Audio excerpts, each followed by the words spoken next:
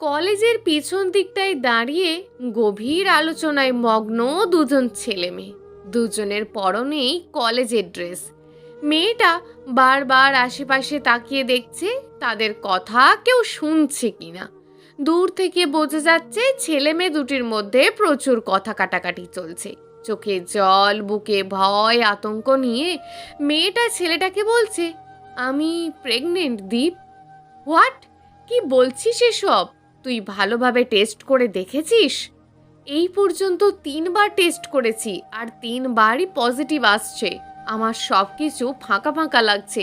কি করব কিচ্ছু বুঝতে পারছি না। আব্বু আম্মু জানতে পারলে আমাকে মেরেই ফেলবে। এতটুকু বলি কান্নায় ভেঙে পড়ল মেয়েটা। দীপের নিজের মাথাতেও হাত চলে গিয়েছে। অনবরত ঘামছে সে, তার মাথাও কাজ করছে না। মেয়েটা কাঁদতে কাঁদতে বিনীত স্বরে বলল, প্লিজ দীপ, চল আমরা বিয়ে করে ফেলি। আমার লাইফটা পুরো হেল হয়ে যাবে না হলে। দীপ ছেলেটা আতঙ্কিত কণ্ঠে বলল, are you crazy Meera? I am still a student. এত জলদি আমি কি করে তোকে বিয়ে করব? আমার পুরো ক্যারিয়ার পড়ে আছে। মেয়েটা চিল্লিয়ে বলল, তুই তোর কেরিয়ার নিয়ে ভাবছিস আর এদিকে যে আমার লাইফটা নষ্ট হয়ে যাচ্ছে। দীপ উল্টো চিল্লিয়ে বলল, একদম আমার ওপর চেঁচাবি না। লাইফ নিয়ে এত টেনশন থাকলে অ্যাবর্শন করে ফেল। মীরা অবাক চোখে তাকায় দীপের দিকে। অ্যাবর্শন করবে? কি বলছে এসব দীপ? একটা প্রাণকে কি করে ধ্বংস করবে সে? তাছাড়া অ্যাবর্শন করতে গেলে তাকে নানান প্রশ্নের সম্মুখীন হতে হবে। ব্যাপারটা সকলের কাছে জানাজানি হয়ে যাবে।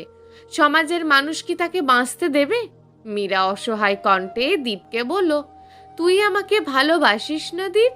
দীপ নিজের ঠোঁট দুটো ভিজিয়ে অস্বাভাবিক গলায় মীরাকে বোঝানোর চেষ্টা করলো, দেখ মীরা, আমার দ্বারা একটা বড় ভুল হয়ে গেছে, আমি মানছি, কিন্তু আমি কিছুতেই এখন তোকে বিয়ে করতে পারবো না।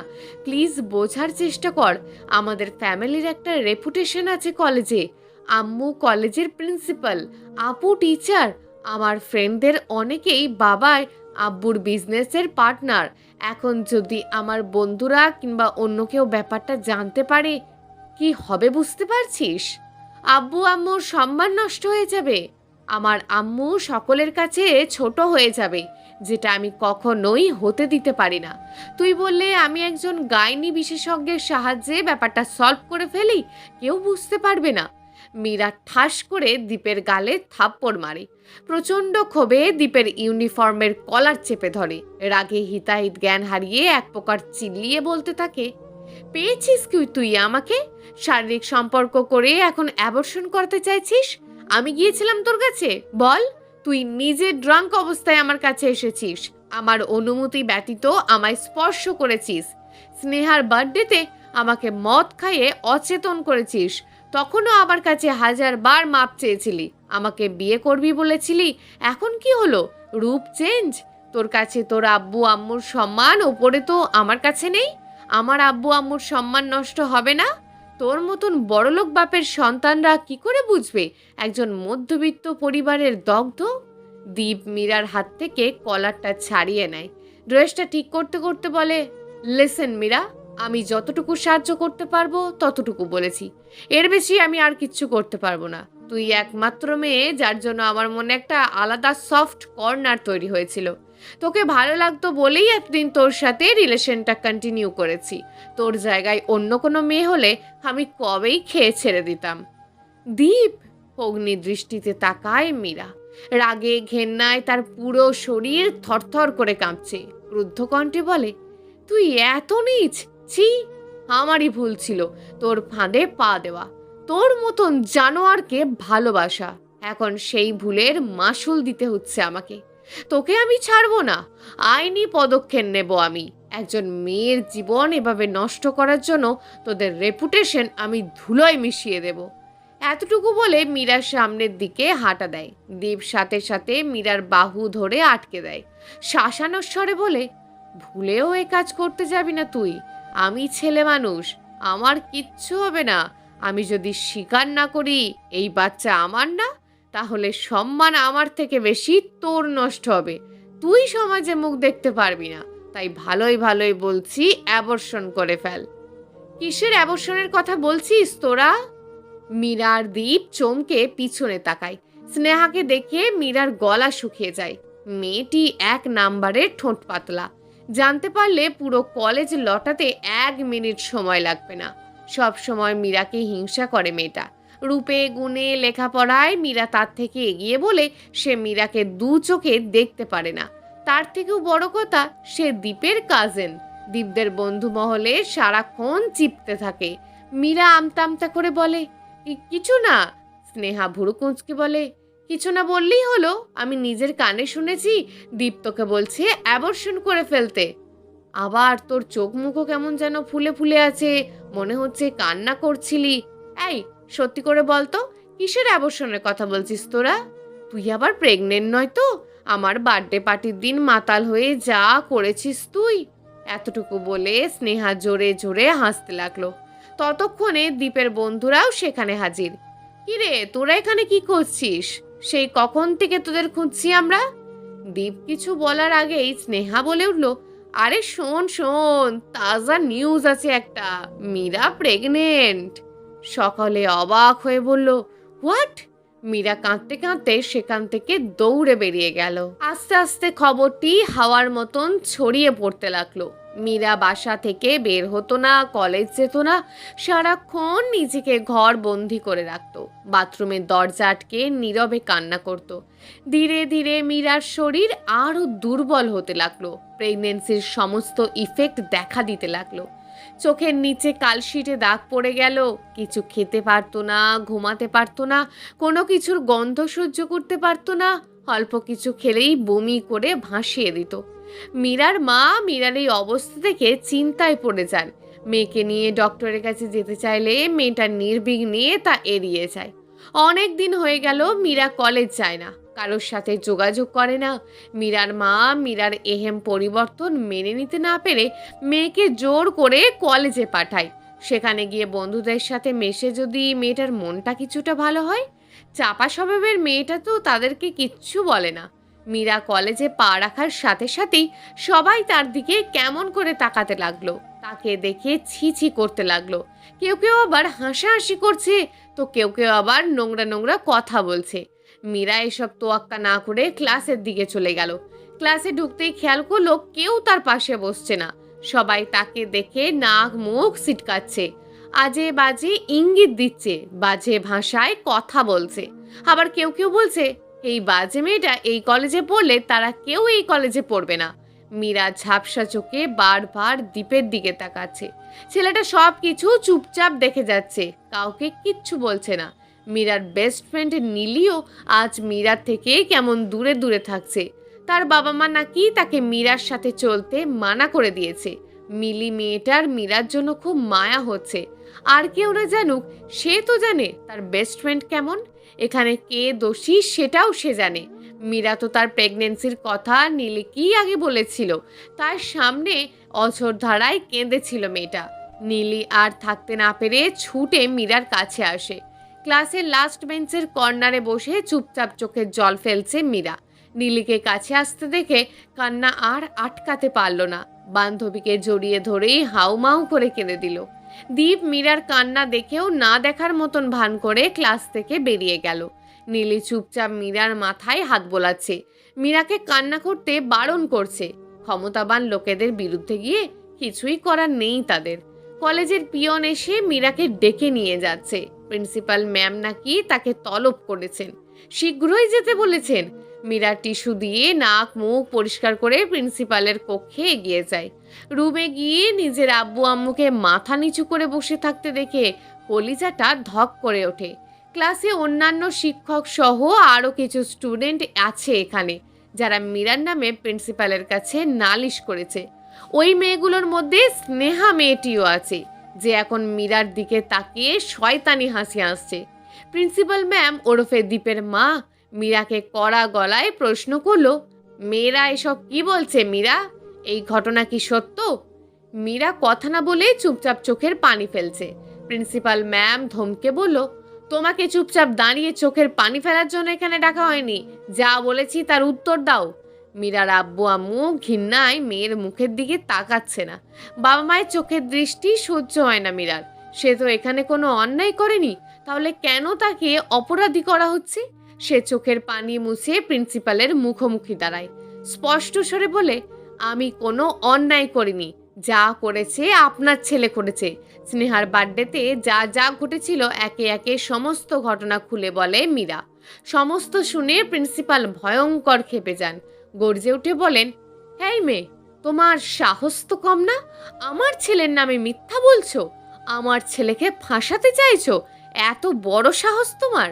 আমি তোমার কি অবস্থা করতে পারি জানো তুমি? মীরা স্ট্রেট উত্তর দেয়, আমি কোনো মিথ্যা বলছি না। বিশ্বাস না হলে আপনার ছেলেকে ডেকে জিজ্ঞেস করুন। সাথে সাথে প্রিন্সিপাল দীপকে আনতে খবর পাঠায়। দীপ আসলে তার মা তাকে সরাসরি প্রশ্ন ছড়ে, মীরা তোমার নামে কি বলছে এসব? যা বলছে তা কি সত্যি? দীপ সাথে সাথে অস্বীকার করলো, ও মিথ্যা বলছে আম্মু। ওই দিন স্নেহার বার্থডেতে আরও অনেক ছেলেই ছিল, সেখান থেকেই কোনো ছেলের সাথে। চোখ খিচে বন্ধ করে নেয় মীরা। ছি, আর কত নিচে নামবে দীপ? এতটা মিথ্যুকও কেউ হয়? এ কাকে ভালোবেসেছিল সে? প্রিন্সিপালের মুখে হাসি ফোটে। মীরার কথা সম্পূর্ণ অগ্রাহ্য করে সে নিজের ছেলের কথাই বিশ্বাস করে। আমি জানতাম আমার বেটা কখনোই অন্যায় করতে পারে না। দীপ জোরপূর্বক হাসে। দীপের আম্মু সহ ক্লাসে অন্যান্য শিক্ষক স্টুডেন্টরা মীরাকে এবং মীরার আব্বু আম্মুকে অনেক অপমান করে কলেজ থেকে বের করে দেয়। মীরার বাবা মায়ের চোখের পানি চিকচিক করছে। ওনারা বারবার ওনাদের মেয়ের অসহায় মুখটার দিকে তাকাচ্ছে। কলেজ থেকে বের হয়ে যাওয়ার সময় মীরা দীপ আর দীপের মায়ের দিকে তাকিয়ে কিছু কথা বলে। সময় কখনো এক থাকে না, পরিস্থিতি বদলায়, মানুষ বদলায়, অবস্থান বদলায়। মনে রাখবেন, অহংকারী পতনের মূল কারণ। এদিকে বাড়িতে পা ফেলার সাথে সাথে আরেক ঝড়ের প্রলেপ দেখতে পায় তারা। বাড়িওয়ালা ওদের সমস্ত জিনিসপত্র নিয়ে এই ঘর ছেড়ে চলে যেতে বলছে। কোনো নষ্ট মেয়ে মানুষকে ওনার বাড়িতে স্থান দেবেন না উনি। খবরটা বাতাসের মতন এত তাড়াতাড়ি ছড়িয়ে পড়েছে যে তারা কিছুই বুঝলো না। আশেপাশের মানুষ সবাই মীরাদের নিচু চোখে দেখছে, মীরার চরিত্রের কলঙ্কের দাগ লাগাচ্ছে, মীরার বাবা মাকে কথা শোনাচ্ছে। মীরার বাবা মা অপমানে মুচড়ে যাচ্ছে, তবুও মেয়েকে কিচ্ছু বলছে না, কারণ ওনারা জানেন তাদের মেয়ে এখানে দোষী নয়। মীরার বাবা অসহায়ের মতন দীপের বাবার অফিসে যায়। দীপের বাবার পায়ে পড়ে মেয়েকে ওনার ছেলের বউ করার জন্য অনুরোধ করে। মেয়েটাকে কলঙ্ক মুক্ত করার চেষ্টা করে, কিন্তু দীপের বাবা কথা শোনে না। উল্টে মীরার বাবাকে অপমান করে অফিস থেকে বের করে দেয়। মীরার বাবা যেতে না চাইলে কেঁদে মিনতি করলে তাকে অফিসের কর্মচারীদের দিয়ে মার খাওয়ায়, ঘাড় ধাক্কা দিয়ে অফিস থেকে বের করে দেয়। মীরার বাবা এত অপমান সইতে না পেরে প্রথমবারের মতন বাড়িতে সে মেয়ের গায়ে হাত তোলে। সমাজের মানুষের কটু কথা, লাঞ্ছনা, অপবাদ আর নিতে না পেরে তারা এই শহর ছেড়ে দূরে চলে যাওয়ার সিদ্ধান্ত নেয়। বিবাহ জীবন শুরু করার আরও বহু আগে থেকেই মীরার বাবা মজিদ শেখ এই শহরে থাকতেন। একজন সাধারণ কর্মচারী হিসাবে কাজ করতেন তিনি। বাবা মা বলতে কেউ ছিল না মজিদ শেখের। ছোট্ট একটা গ্রাম থেকে কিশোর বয়সেই তিনি চলে আসেন এই অজানা শহরে। এসেই নিজের কর্মস্থল তৈরি করেন। তার মতোই একজন অনাথ অসহায় মেয়েকে বিয়ে করে নিজের সংসার জীবনটাকে সাজিয়ে নেন। প্রথম প্রথম সংসারে অভাব থাকলেও মেয়ে মীরার জন্মের পর যেন লাভের মুখ দেখতে পান মজিদ শেখ। সাধারণ একজন কর্মচারী হয়েও ভালো ইনকাম পেতেন তিনি, যেটা দিয়ে ওনার সংসার অনায়াসে চলে যেত। খুব সুন্দর একটা বড় সড়ো বাসায় ভাড়াটিয়া হিসাবে থাকতেন তিনি। ধীরে ধীরে মেয়ে বড় হতে লাগলো। মেয়েকে নামি দামি কলেজে ভর্তি করালো। সৌন্দর্যের কারণে মেয়েটাকে অনেক ছেলেপুলেরাই উত্ত্যক্ত করত। ভালো ভালো বাসা থেকে বিয়ের প্রস্তাবও আসতো, কিন্তু উনি এসব কিছুই পরোয়া করেননি। একমাত্র মেয়ে মীরাকে নিয়েই ওনার যত আশা আকাঙ্ক্ষা স্বপ্ন। কিন্তু এক নিমেষেই মেয়ে তার সমস্ত আশা উড়িয়ে দিল, সমস্ত স্বপ্ন ভেঙে দিল। এই 20 বছরের সংসারে স্ত্রী রোমানা বেগম কোনো অভিযোগ করেনি মজিদ শেখকে, না করেছে কখনো কোনো আবদার। এই প্রথম উনি কেঁদে কেটে আবদার করেছেন তিনি যেন দীপের বাবার কাছে বিয়ের প্রস্তাব নিয়ে যান। দীপের বাবার হাতে পায়ে ধরে মেয়ের জীবনটা ভিক্ষা চান। জীবনেও মাথা নিচু না করা মানুষটা মেয়ের জন্য স্ব-ইচ্ছায় একজন দম্ভ লোকের পা ছুঁয়েছেন। ওনার পা ধরে কেঁদেছেন। দীপ ছেলেটার কাছেও অনেক মিনতি করেছেন তিনি, কিন্তু কেউ তার কথা শোনেনি। টাকার গরম দেখিয়ে উল্টে ওনার নামে মামলা করে দেবেন বলেছেন। ওনাকে কুকুরের মতন দূর দূর করে তাড়িয়ে দিয়েছেন। মীরা তার আব্বুর ওপর হয়ে যাওয়া অপমান সহ্য করতে পারেনি। গলায় ফাঁস দিয়ে আত্মহত্যা করতে চেয়েছিল। মজিদ শেখ আর রোমানা বেগম তাকে বাঁচিয়েছেন। মেয়েকে বুকে টেনে নিয়ে বাঁধ ভাঙা কান্নায় ভেঙে পড়েন। নিষ্ঠুর সমাজে কেউ কারোর আপন নয়। একমাত্র মেয়েকে হারিয়ে ওনার নিঃস্ব হয়ে যাবেন। রোমানা বেগম মজিদ শেখকে বুঝিয়ে চাকরিটা ছেড়ে দিতে বলে। নিজের বাবা মার শহর গ্রামে চলে যেতে বলে। এখানে থাকলে সমাজের মানুষ ওনার মেয়েকে বাঁচতে দেবে না। মজিদ শেখ তাই করেন। এত বছরের চেনা জানা শহর ছেড়ে মেয়ের সুখের জন্য পাড়ি জমাতে রাজি হন নতুন এক শহরে। মীরার আব্বু আম্মু মীরাকে অনেক বুঝিয়ে অ্যাবর্শন করাতে রাজি করান। না হলে বাবা ছাড়া এই সন্তানের জীবন আর তার জীবন দুটোই ধ্বংস হয়ে যাবে। মীরাও রাজি হয়। অন্যের পাপ সে কেন বহন করবে? কিন্তু যখনই হসপিটালে যায় মীরা একদম ভেঙে পড়ে। বাচ্চাটাকে মেরে ফেলতে পারবে না সে। এত নিষ্ঠুর কাজ তার দ্বারা কখনোই সম্ভব না। মীরার বাবা মা আর উপায় না পেয়ে মেয়ের কথাই মেনে নেন। মেয়ে যখন বাচ্চাটাকে মারতে চাইছে না তো থাকুক। সেদিন রাতেই ওনারা গ্রামে চলে আসেন। রোমানা বেগম নিজের এক দুঃসম্পর্কের বোনকে আকুতি মিনতি করে আগে থেকেই একটি বাসা ভাড়া করে রাখেন। ওনারা গিয়ে সেই বাসাতেই ওঠেন। সারা রাত ট্রাকের ঝাঁকুনিতে মীরার পেটে তীব্র ব্যথা শুরু হয়। চিমচাম টিনের ঘরটায় ঢুকতেই সে গগনবিদারী চিৎকার দিয়ে কান্না করতে থাকে। মাটির ফ্লোর তখন রক্তে মাখামাখি। রোমানা বেগম বুঝে গেছে মেয়ের কি হয়েছে। স্বামী আর দুঃসম্পর্কের বোনটির সাহায্যে মীরার মা মীরাকে তখনই হসপিটালে নিয়ে যায়। সেখানে গিয়ে ওনারা জানতে পারেন মীরার বাচ্চাটি আর নেই। মীরা যেন কেমন পাথর হয়ে গেছে। কথা বলার মতো কোনো শক্তি নেই তার গলায়। হঠাৎ দমকা হাওয়ার মতন একটা ঝড় এসে নিমেষেই তার জীবনটা তছনছ করে দিয়ে গেল। 4 বছর পর বাস স্টপে বসে বারবার হাতের ঘড়ি দেখছে মীরা। আজকেও ক্লাসের লেট হয়ে যাবে মনে হচ্ছে। আশেপাশে তাকিয়ে তাহিমকে দেখতে পেয়ে বিরক্তিতে চোখ মুখ কুঁচকে আসে তার। 3টে বছর যাবৎ ছেলেটা তাকে জ্বালিয়ে মারছে, এত অপমান করে, এত কথা শোনায়, তবুও কিছুতেই ছেলেটাকে নিজের পিছু ছাড়াতে পারে না মীরা। একেবারে চুইংগামের মতন তার সাথে আটকে আছে। বিখ্যাত পুলিশ কমিশনারের একমাত্র ভাতিজা তাহিম আবরার। বাবার আছে অগাধ টাকা পয়সা। মামা একজন বড় মাপের অ্যাডভোকেট, ভার্সিটির পপুলার বয়ও বলা চলে। মামা চাচার অক্ষী তারা। গুড লুকিং আর অ্যাটিটিউডের জন্য এলাকার কত শত মেয়ের প্রপোজাল পেয়েছে তার হিসাব নাই। ক্লাসের ব্যাচমেটরাও লুকিয়ে চড়িয়ে এক ধানে তাকিয়ে থাকবে। কি নেই তার? এত কিছু থাকার পরেও তাহিমের একটাই জিনিস লাগবে, সেটা হচ্ছে মীরা। 3 বছর আগে মীরাকে এক ঝলক দেখেই দিশেহারা হয় তাহিম। বিভিন্নভাবে বিভিন্ন উপায়ে নানা কৌশলে মীরাকে কনভিন্স করার চেষ্টা করেছে সে। অসংখ্যবার মীরার বাড়িতে বিবাহের প্রস্তাবও পাঠিয়েছে, কিন্তু মীরা সন্তর্পণে তার রিজেক্ট করে দিয়েছে। মীরার বাবা মাও মেয়ের ইচ্ছার বিরুদ্ধে কিছু বলছে না। মানছে মীরা তার থেকে 2 বছরের বড়, তো কি হয়েছে? বয়সের ব্যবধানটাই কেন দেখছে, তার ভালোবাসাটা কেন দেখছে না? 3টে বছর যাবৎ পাগলের মতন পড়ে আছে তাহিম মীরার পিছনে। দিশেহারা হয়ে পড়েছে দিন দিন, কিন্তু মীরার মনে কিছুতেই জায়গা করতে পারছে না। যেখানে তার অবয়ব দেখে মেয়েরা মায়ায় ডুবে যায়, সেখানে এই মেয়ে কেন তাকে বারবার রিজেক্ট করছে? ক্ষমতার জোরে মীরাকে কবেই বিয়ে করে ফেলতে পারত তাহিম, কিন্তু সে তাকে সম্মান করে। জিদ্দি তাহিম তার চাচা মামার কাছে শুধু একটা জিনিস চেয়ে আসছে, তা হলো মীরা। যে করেই হোক তার মীরাকে চাই, চাই মানে চাই চাই। তাহিম মীরার কাছে এসে সরু গলায় বলে, আমি কি আপনাকে পৌঁছে দেব মীরা? মীরা চোখ গরম করে তাকায়, তেজি গলায় বলে, আর কি কি করলে তুমি আমাকে ডিস্টার্ব করা ছেড়ে দেবে বলতে পারো? তাহিম ভুরু কুঁচকে বলে, ছাড়বো কেন? ভালোবাসেছি কি ছাড়ার জন্য?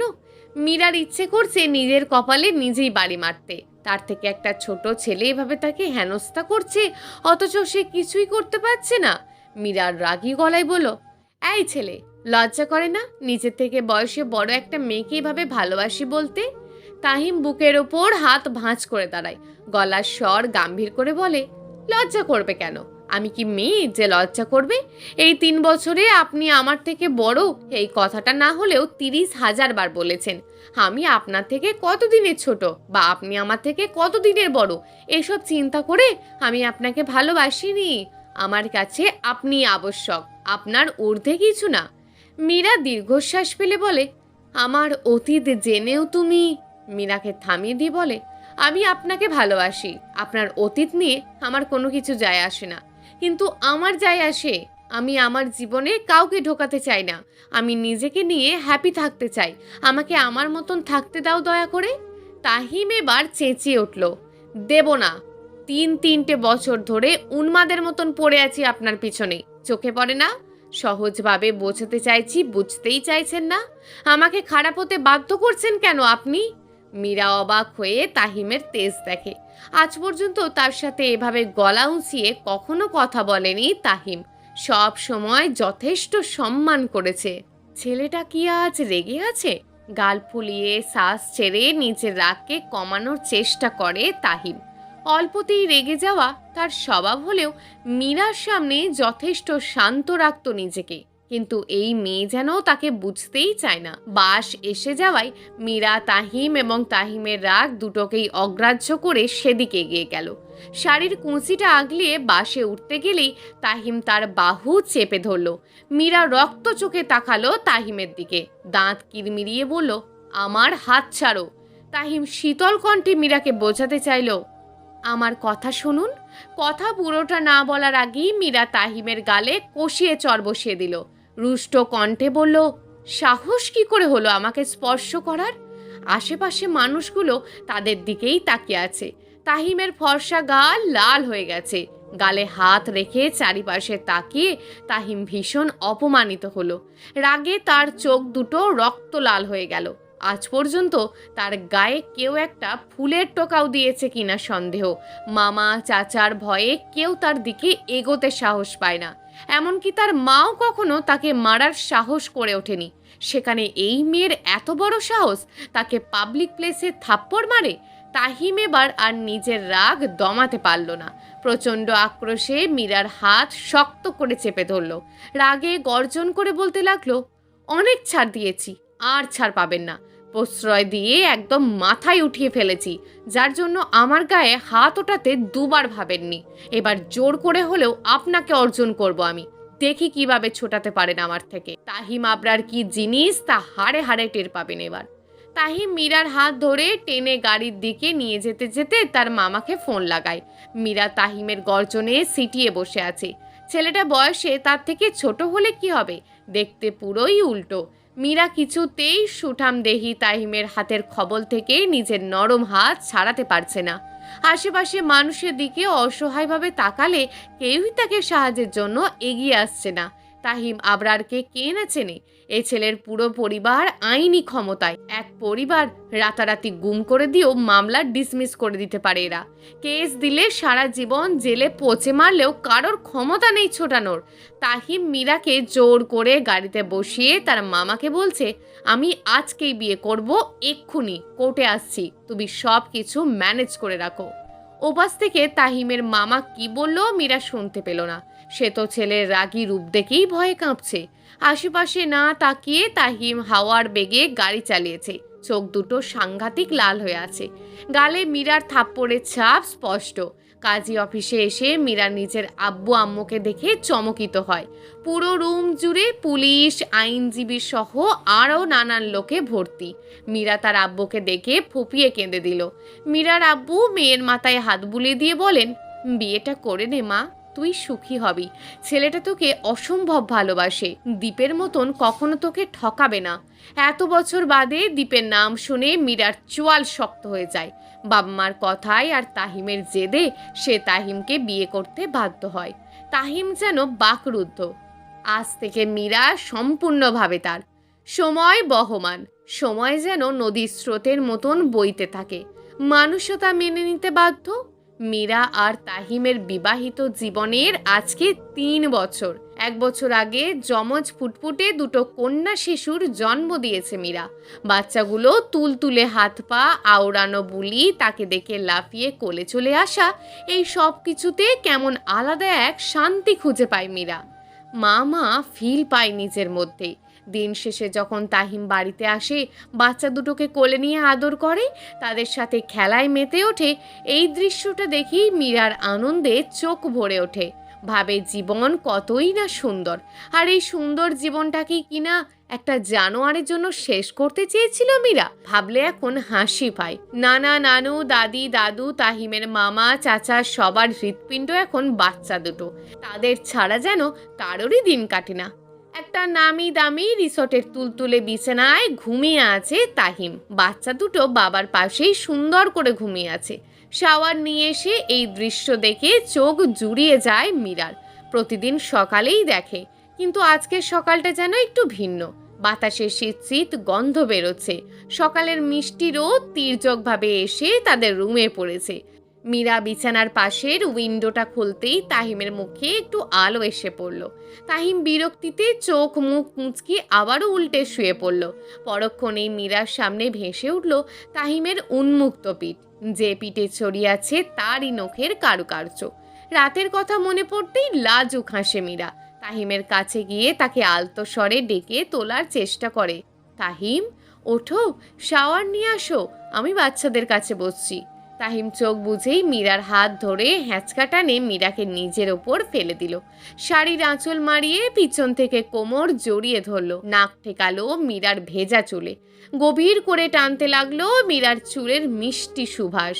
ঘুম জড়ানো অগোছালো কণ্ঠে বলল, আমার আরও একবার আপনাকে চাই মীরা। মীরার শিরদাঁড়া বেশ শিহরণ বয়ে গেল। শরীর অবশ হতে লাগলো। ঘন ঘন নিঃশ্বাস ছেড়ে কাঁপা কাঁপা কণ্ঠে বলল, কি করছো? ওঠো, তোমার বাচ্চারা উঠে যাবে তো। মীরার বলতে দেরি, বাচ্চাদের কাঁদতে দেরি হলো না। মীরা দ্রুত উঠে শাড়ির আঁচল ঠিক করে একটা বাচ্চাকে কোলে নিল। তাহিমও তার ঘুমের রেশ কাটিয়ে উঠে বসলো। চোখ মুখ ঢলে অন্য বাচ্চাকে কোলে নিয়ে কান্না থামানোর চেষ্টা করলো। হেঁটে হেঁটে রসাত্মক স্বরে বাচ্চাটাকে বলতে লাগলো, কি হয়েছে আমার মায়ের? এভাবে কাঁদছো কেন? পাপার রোম্যান্সের 12টা না বাজালে তো চলে না তোমাদের, তাই না? তাহিমের মুখের ভঙ্গি দেখে বাচ্চাটা এখন খিলখিলিয়ে হাসছে। মীরাও মুখ চেপে টিপি টিপি হাসছে। অন্য মেয়েটি এতক্ষণে আবার মায়ের কোলেই ঘুমিয়ে পড়েছে। মীরা আলগোছে তাকে বিছানায় শুইয়ে দিয়ে তাহিমের কোল থেকে মেয়েটাকে কোলে নিল। নিচু স্বরে বলল, তুমি ফ্রেশ হয়ে নাও। ঘুরতে গিয়ে পাহাড়ের চূড়ায় দাঁড়িয়ে প্রকৃতির এক অপরূপ সৌন্দর্য দেখছে মীরা। পরনে গাঢ় নীল শাড়িটা আঁচলে বাতাসে তীব্রভাবে উড়ছে। মীরার কোলেই তার সুন্দর ফুটফুটে মেয়েটা। নীল রঙের বেবি ফ্রকটায় বাচ্চাটাকে একটা জল জ্যান্ত পুতুল মনে হচ্ছে। মীরার অন্য মেয়েটাকেও একই রকম দেখতে লাগছে, যে এখন তার বাবার বুকে মাথা রেখে খুব সুন্দর করে মিশে আছে। মীরা সব সময় তার মেয়েদের জন্য মিলিয়ে মিলিয়ে জামা কাপড় সিলেক্ট করে। দুজন যেমন টুইন্স, তাদেরকে সেরকম টুইন্সের মতোই সাজিয়ে রাখে। মীরার ফুটফুটে বাচ্চা দুটোর দিকে কেউ একবার তাকালে দ্বিতীয়বার তাকাতেই বাধ্য। এত সুন্দর লাগে দুটোকে একত্রিত হলে। মীরার থেকে অনেকটা দূরে দাঁড়িয়ে একটা লোকের সাথে কথা বলছে তাহিম। তারপরেও গাঢ় নীল রঙের পাঞ্জাবি। মেয়েটাকে এক হাতে বুকে আগলে ধরে অন্য হাত নাড়িয়ে নাড়িয়ে কি যেন বোঝাচ্ছেন সামনের লোকটাকে। মীরা মুগ্ধ চোখে এক ধ্যানে তাহিমকে দেখছে। মীরা, এত বছর পর কোনো চেনা পরিচিত গলা শুনে মীরার অন্তরাত্মা কেঁপে ওঠে। চমকিয়ে পেছন তাকিয়ে দীপকে দেখে তার কলিজা শুকিয়ে যায়। মুখ ভর্তি গোঁফের কারণে দীপের চেহারা ঢাকা পড়ে গেছে। চুলগুলোর অবস্থাও তেমন ভালো নয়। পরনের কাপড়টায় কেমন ময়লা লেপ্টে। চোখ দুটো অসম্ভব লাল। এতগুলো বছর পর দীপকে দেখে দিব্যি চিনে ফেলেছে মীরা। দীপের সুন্দর চেহারা পাল্টে এক নেশাখোরের চেহারায় রূপ নিয়েছে। মীরা ঠোঁট কাঁপিয়ে বলে, তুই? দীপ আবেশের চোখ বুঝে নেয়। কতগুলো বছর পর এই গলাটা শুনতে পেরেছে সে। কতগুলো বছর? মীরা দীপকে এড়িয়ে তাহিমের দিকে চলে যেতে নিলে দীপ তড়িৎ গতিতে মীরার সামনে এসে দাঁড়ায়। গলার স্বর নিচে নামিয়ে বলে, কেমন আছিস মীরা? মেয়েকে চেপে ধরে কাঠ গলায় উত্তর দিল মীরা, যেমন দেখতে পাচ্ছিস ভীষণ সুখে আছি। দীপ স্মিথ হাসলো, ভারী গলায় শুধাই, মেয়েটা কি তোর? হ্যাঁ, খুব সুন্দর দেখতে, একদম তোর মতন। মীরা পাশ কাটিয়ে চলে যেতে নিলে দীপ আবার বলে, আমার বাচ্চাটাকে কি মেরে ফেলেছিস? স্তব্ধ হয়ে যায় মীরা, পা জোড়া আপনা আপনি থেমে যায়, চোখ ছলছল হয়ে ওঠে। আবার সেই ভয়ানক অতীত। নিজেকে শক্ত করে দীপের দিকে ফেরে মীরা, কঠিন গলায় বলে, কোনো জানোয়ারের পাপ আমি কেন রাখবো? দীপ আবার হাসে, জানোয়ার? ঠিকই তো বলেছে, জানোয়ারই তো সে, একেবারে নিকৃষ্ট লেভেলের জানোয়ার। তবুও অসহায় কণ্ঠে বলে, বাচ্চাটার কি দোষ ছিল মীরা? মীরা তাচ্ছিল্য হেসে বলে, ও, এত বছর পর তোর মনে হচ্ছে বাচ্চাটার কোনো দোষ ছিল না? যখন তুই নিজে অ্যাবর্শনের কথা বলেছিলি তখন মনে হয়নি বাচ্চাটার কোনো দোষ ছিল না? যখন আব্বু আম্মু তোর পা ধরে কেঁদেছিল তখন কোথায় ছিল তোর এত মায়া? যখন তোর আম্মু আমাকে অপমান করে কলেজ থেকে বের করে দিয়েছিল তখন কোথায় ছিলি তুই? আমাকে সমাজের চোখে কলঙ্কিত করে তো দিব্যি মেতেছিলি তোরা। দীপ মাথা নিচু করে মীরার পায়ের কাছে বসে পড়ে, অঝরে কাঁদতে কাঁদতে মীরার কাছে ক্ষমা চায়, আকুল কণ্ঠে বলে, আমার আমার ভুল হয়ে গেছে মীরা, মস্ত বড় ভুল হয়ে গেছে। সেই ভুলের মাসুল আজ 5 বছর যাবৎ দিচ্ছি আমি। তুই চলে যাওয়ার 1 বছর পর আমার আর স্নেহার ভিডিও ভাইরাল হয়ে যায়। সেই ভিডিও রেস ধরে আমাকে আর আম্মুকে কলেজ থেকে মুখে চুনকালি মেখে বের করে দেওয়া হয়। আব্বুকে জাল ব্যবসার জন্য পুলিশ গ্রেপ্তার করে। আমার আব্বুকেও দুলোভাই কলঙ্কিত বলে ডিভোর্স দেয়। আমাদের পরিবারের সমস্ত রেপুটেশন ধুলোয় মিশে গেছে মীরা। তোর আর তোর বাবা মায়ের সাথে হওয়া অন্যায়ের ফল আমরা আজও ভোগ করছি। তুই ঠিকই বলেছিলি, সময় বদলায়, পরিস্থিতি বদলায়, মানুষ বদলায়, অবস্থানও বদলায়। এই দেখ, নিজের অহংকারের জন্য আজ আমার কি হাল, কতটা বদলে গেছি আমি। তুই আমাকে ক্ষমা করে দে মীরা, প্লিজ ক্ষমা করে দে। কি হয়েছে মীরা? এই লোক আপনার পায়ের কাছে বসে পড়ে কাঁদছে কেন? তাহিমকে দেখে মীরা দ্বীপের পাশ থেকে কয়েক কদম দূরে সরে যায়, অস্পষ্ট স্বরে বলে, ওই দ্বীপ। কথাটা শোনা মাত্রই তাহিমের চোয়াল শক্ত হয়ে যায়, হাত মুষ্টিবদ্ধ করে বলে, আপনি এখানে কি করছেন মীরা? আমার সাথে আসুন। দীপকে ডিঙিয়ে মীরা তাহিমের সাথে চলে যেতে নিলে দীপ নিচে থেকে উঠে দাঁড়ায়, অস্বাভাবিক কণ্ঠে বলে, আমি তোকে আজও ভালোবাসি মীরা। তাহিম ছুটে এসে দীপের কলার চেপে ধরে, হুঙ্কার ছেড়ে বলে, আর একবার তোর ওই পশুর মুখে আমার মীরাকে ভালোবাসি বললে আমি তোর জিভ টেনে ছিঁড়ে ফেলবো। ভালোবাসি বললেই ভালোবাসা হয়ে যায় না, ভালোবাসার মানুষকে প্রোটেক্ট করতে হয়। তোর মতন এভাবে কলঙ্কিত করে মাঝ রাস্তায় ছেড়ে দিতে হয় না। তাহিমের হুঙ্কারে তার কোলে থাকা মেয়েটা কাঁদতে শুরু করলো। মেয়ের কান্না দেখে তাহিম দীপের কলার ছেড়ে দিল। দীপ মীরাকে উদ্দেশ্য করে বলল, খুব ভালো জীবনসঙ্গী পেয়েছিস মীরা, যে আমার মতন প্রতারক নয়, তোকে সব সময় আগলে রাখবে। মীরা তাহিমের হাত শক্ত করে আঁকড়ে ধরে বলে, আমার জীবনের সব কিছু জুড়ে কেবল আমার স্বামী আর বাচ্চারা দীপ, সেখানে তোর কোনো অস্তিত্ব নেই।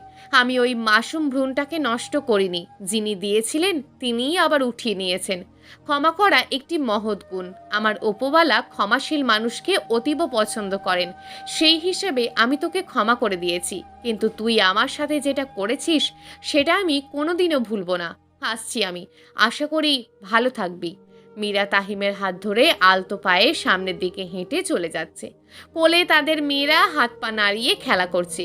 দীপ সেই দিকে তাকিয়ে চোখের অশ্রু বিসর্জন দিচ্ছে। ওপরে যিনি আছেন তিনি সবই দেখছেন।